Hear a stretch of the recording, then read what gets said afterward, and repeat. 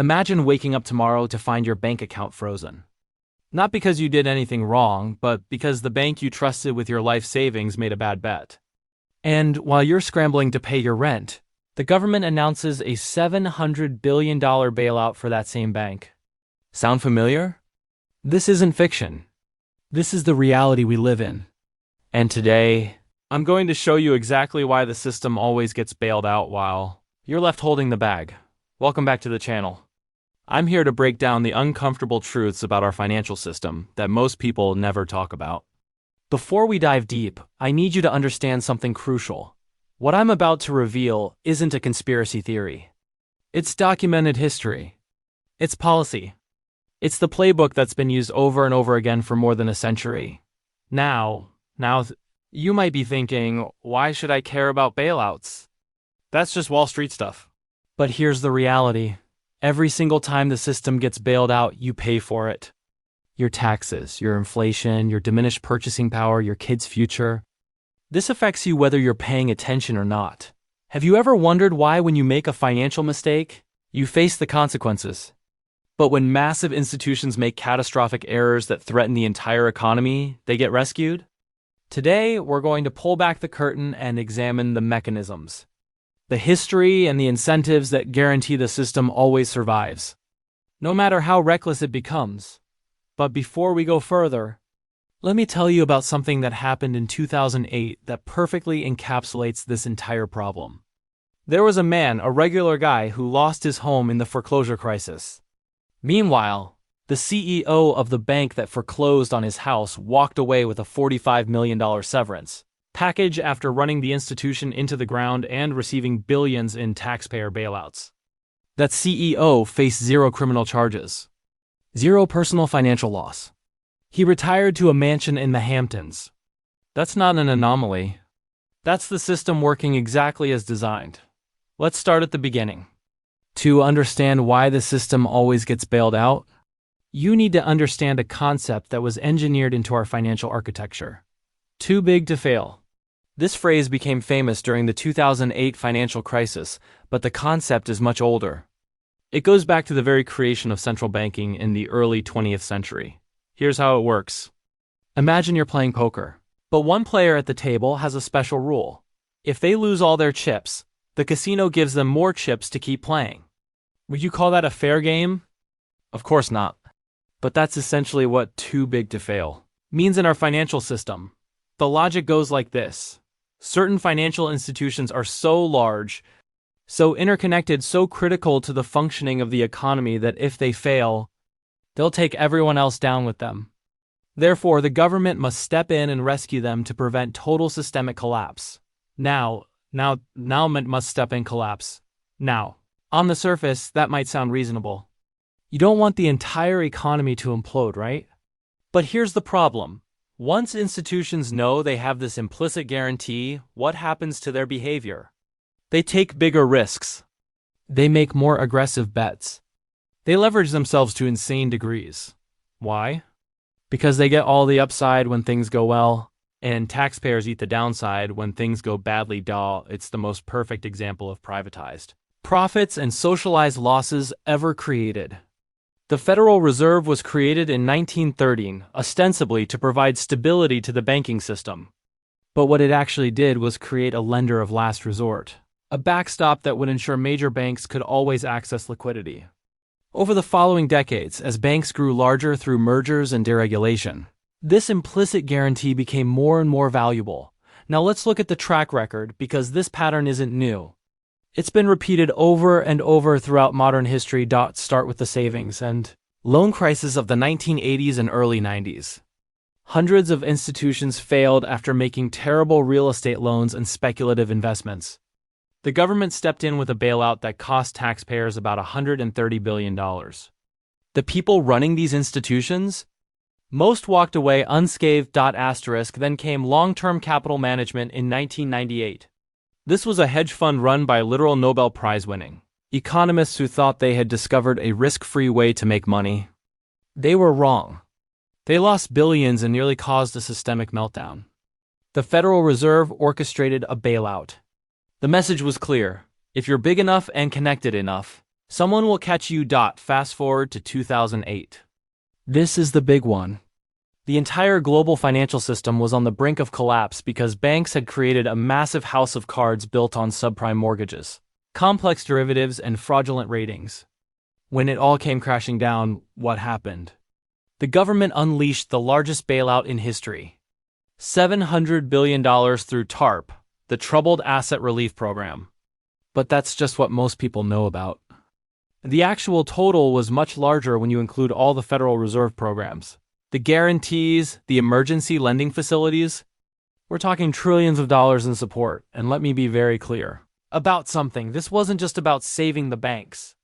It was about saving the entire system that benefits from the banks.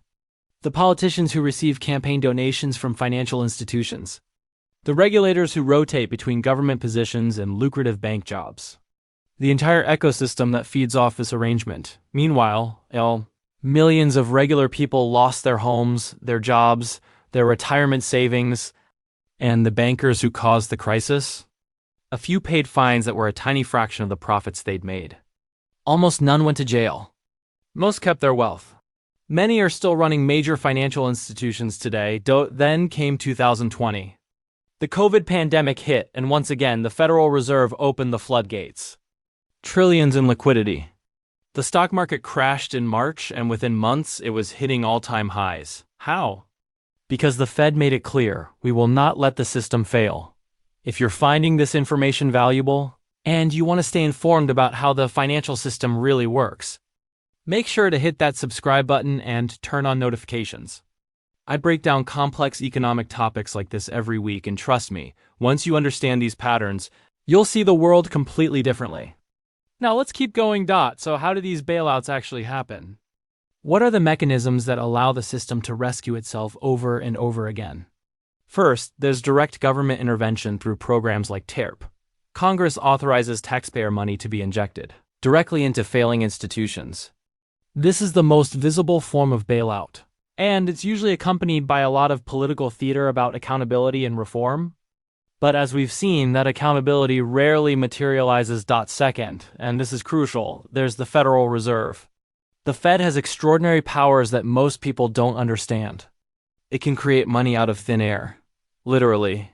During a crisis, the Fed activates emergency lending facilities with names like the Term Auction Facility, the Primary Dealer Credit Facility, the Commercial Paper Funding Facility. The specifics don't matter. What matters is they all do the same thing.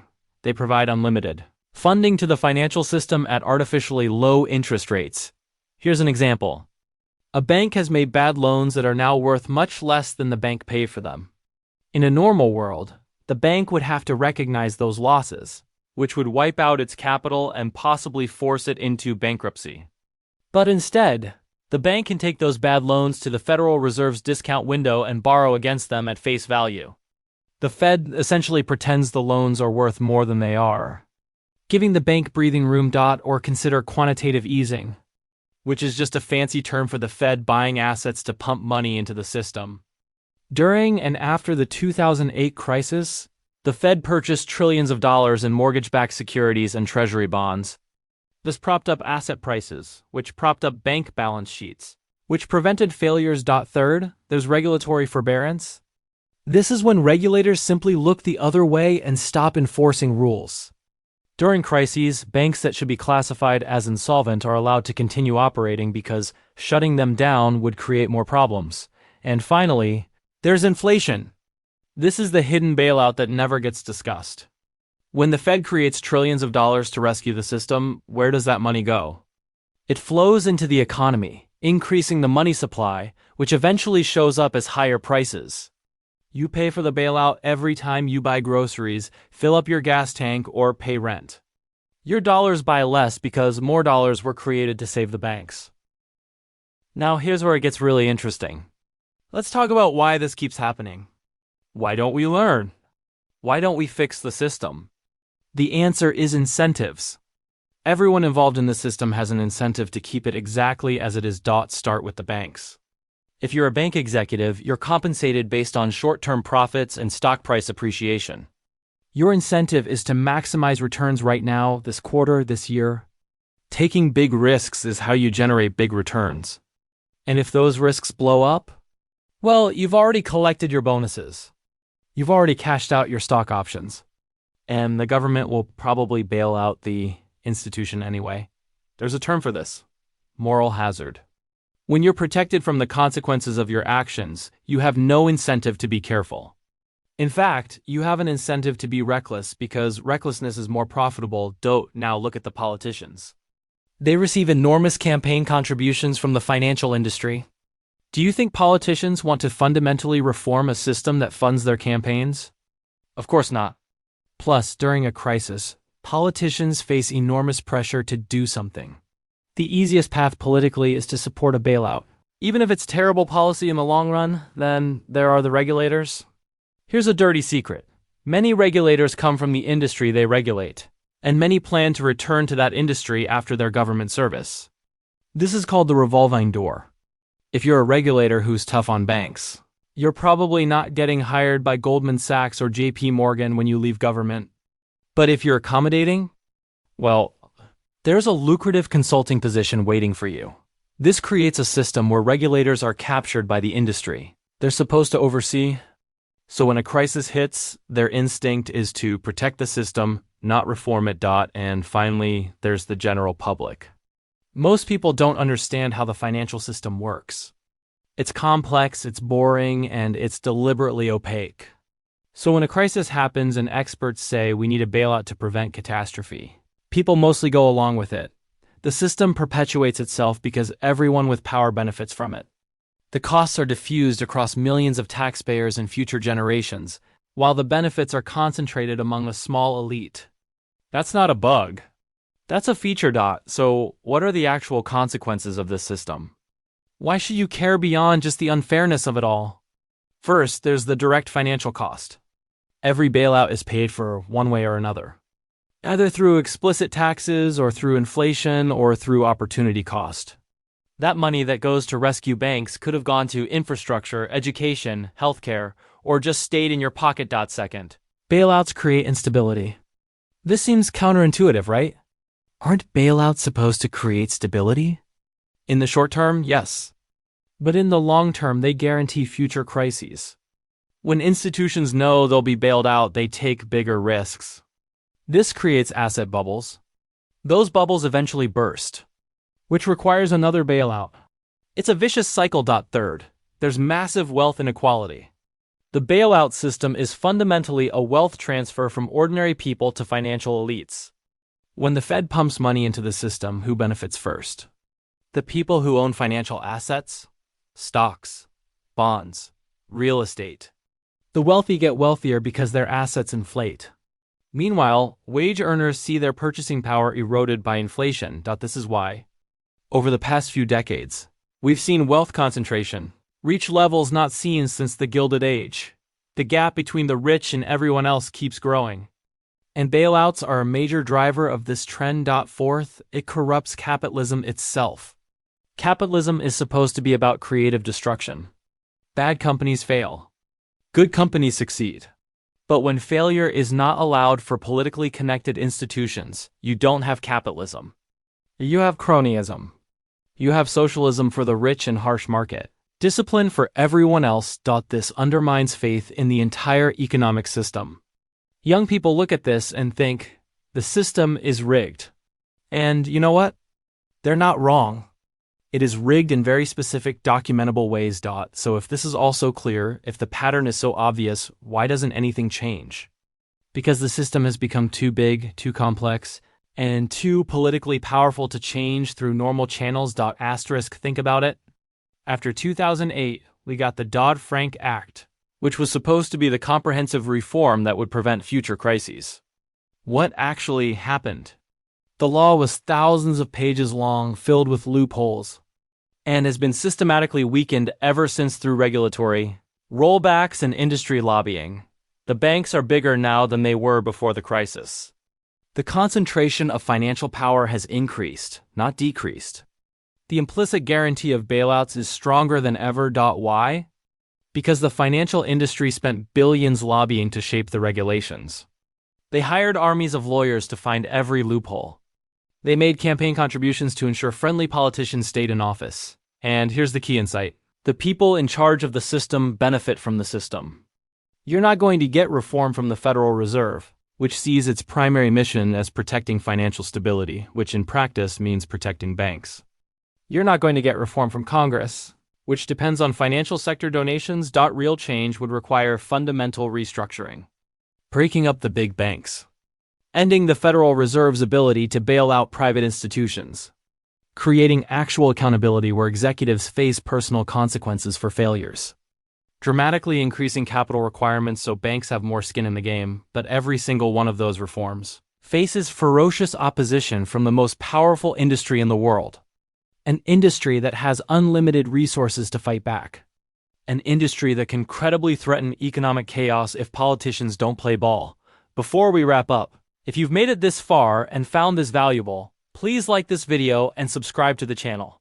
Share this with someone who needs to understand how the system really works. Financial education is power, and the more people who understand these patterns, the harder it becomes to keep the game rigged. So let me bring this all together. Why does the system always get bailed out? Because it was designed to be bailed out. Because the people with power benefit from bailouts. Because the costs are hidden and the benefits are concentrated. Because short-term political incentives favor intervention over reform. Because the financial industry has captured the regulatory apparatus. It's not about conspiracy. It's about incentives, power, and institutional design. Once you understand that, you see the pattern everywhere. Does this mean there's nothing you can do? Not at all. You can educate yourself. You can understand how the game works. You can make financial decisions with this knowledge in mind. You can support actual reform efforts. You can have conversations with friends and family to spread awareness. Most importantly, you can stop being surprised when it happens again. Because it will happen again. The next crisis is not a question of if, but when. And when it comes, you'll see the same playbook: panic, bailouts, promises of reform, and then back to business as usual. But now you'll understand why. You'll see the invisible structures that make it inevitable. You'll know that when they say, "We have to save the system," what they really mean is we have to save the people who profit from the system at your expense. The system always gets bailed out because those who run the system have made sure of it. They've built a fortress of protection around themselves, funded by your taxes and your inflation. My goal with this video is to help you see clearly, to cut through the complexity and show you the simple, ugly truth. The game is rigged, and it's been rigged for a long time. But knowledge is the first step toward change. Now you know. What you do with that knowledge is up to you. Thanks for watching. If you want more content like this, breaking down the real economics and finance that affect your life, subscribe and hit that notification bell. I'll see you in the next video.